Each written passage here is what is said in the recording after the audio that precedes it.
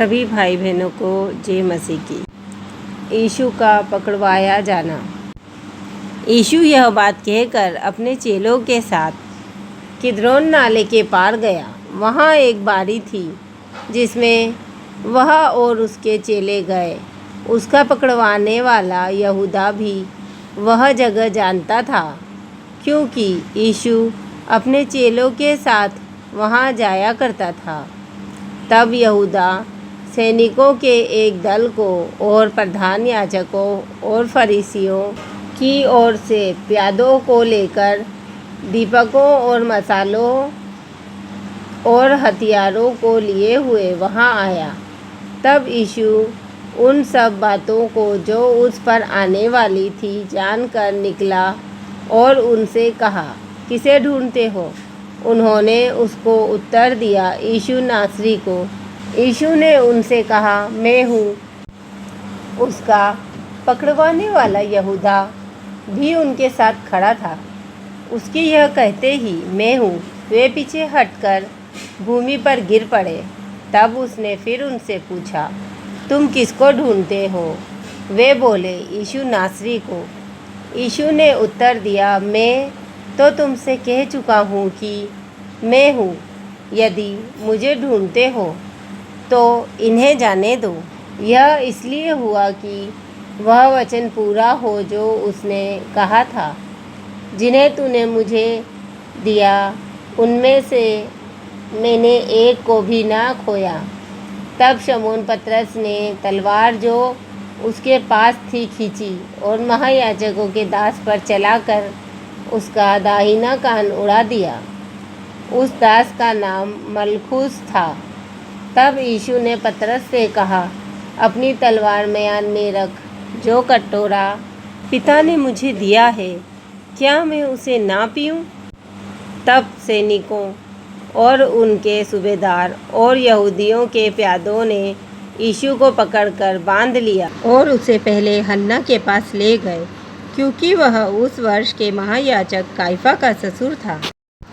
यह वही काइफा था जिसने यहूदियों को सलाह दी थी कि हमारे लोगों के लिए एक पुरुष का मरना अच्छा है। शमौन पतरस और एक अन्य चेला भी यीशु के पीछे हो लिए।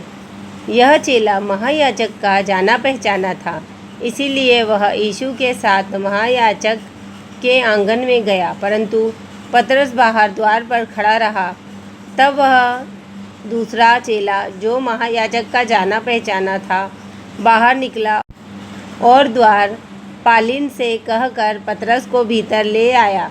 तब दासी ने जो द्वारपालिन थी पतरस से कहा, कहीं तू भी इस मनुष्य के चेलों में से तो नहीं है? उसने कहा, मैं नहीं हूँ। दास और प्यादे जाड़े के कारण कोयले धधका कर खड़े आग ताप रहे थे और पतरस भी उनके साथ खड़ा आग ताप रहा था। तब महायाजक ने यीशु से उसके चेलों के विषय में और उसके उपदेश के विषय में पूछताछ की। यीशु ने उसको उत्तर दिया, मैंने संसार से खुलकर बातें की। मैंने आराधनालयों और मंदिरों में, जहाँ सब यहूदी इकट्ठे हुआ करते हैं, सदा उपदेश किया और गुप्त में कुछ भी नहीं कहा।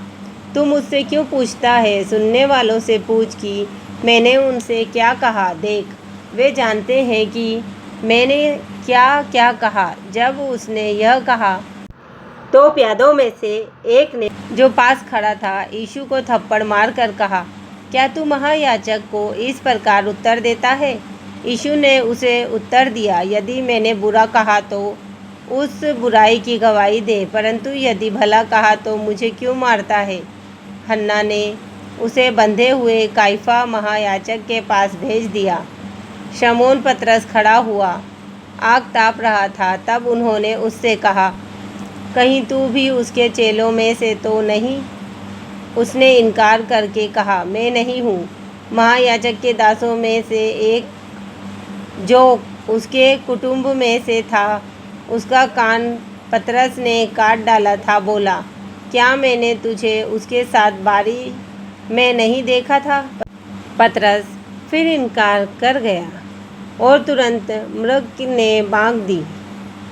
तब वे यीशु को काइफा के पास से किले को ले गए और भोर का समय था, परंतु वे आप किले के भीतर नहीं गए ताकि अशुद्ध ना हो, परंतु फसह खा सके। तब पिलातुस उसके पास बाहर निकल आया और कहा, तुम इस मनुष्य पर किस बात का आरोप लगाते हो? उन्होंने उसको उत्तर दिया, यदि वह कुकर्मी ना होता तो हम उसे तेरे पास ना सौंपते। पिलातुस ने उनसे कहा, तुम ही इसे ले जाकर अपनी व्यवस्था के अनुसार उसका न्याय करो। यहूदियों ने उससे कहा, हमें अधिकार नहीं कि किसी का प्राण लें। यह इसलिए हुआ कि यीशु की वह बात पूरी हो जो उसने यह संकेत देते हुए कही थी कि उसकी मृत्यु कैसी होगी। तब पिलातुस फिर किले के भीतर गया और यीशु को बुलाकर उससे पूछा, क्या तू यहूदियों का राजा है? यीशु ने उत्तर दिया, क्या तू यह बात अपनी ओर से कहता है या दूसरों ने मेरे विषय में तुझसे यह कहा है? पिलातुस ने उत्तर दिया, क्या मैं यहूदी हूँ? तेरी ही जाति और प्रधान याजकों ने तुझे मेरे हाथ सौंपा है। तूने क्या किया है? यीशु ने उत्तर दिया, मेरा राज्य इस संसार का नहीं। यदि मेरा राज्य इस संसार का होता तो मेरे सेवक लड़ते कि मैं यहूदियों के हाथ सौंपा ना जाता, परंतु मेरा राज्य यहाँ का नहीं। पिलातुस ने उससे कहा, तो क्या तू राजा है? यीशु ने उत्तर दिया, तू कहता है कि मैं राजा हूँ। मैंने इसलिए जन्म लिया और इसलिए संसार में आया हूँ कि सत्य की गवाही दूँ। जो कोई सत्य का है वह मेरा शब्द सुनता है। पिलातुस ने उससे कहा, सत्य क्या है? यह कहकर वह फिर यहूदियों के पास निकल गया और उनसे कहा, मैं तो उसमें कुछ दोष नहीं पाता, पर तुम्हारी यह रीति है कि मैं फसह में तुम्हारे लिए एक व्यक्ति को छोड़ दूँ। अतः क्या तुम चाहते हो कि मैं तुम्हारे लिए यहूदियों के राजा को छोड़ दूँ? तब उन्होंने फिर चिल्लाकर कहा, इसे नहीं, परंतु हमारे लिए बरअब्बा को छोड़ दे। और बरअब्बा डाकू था।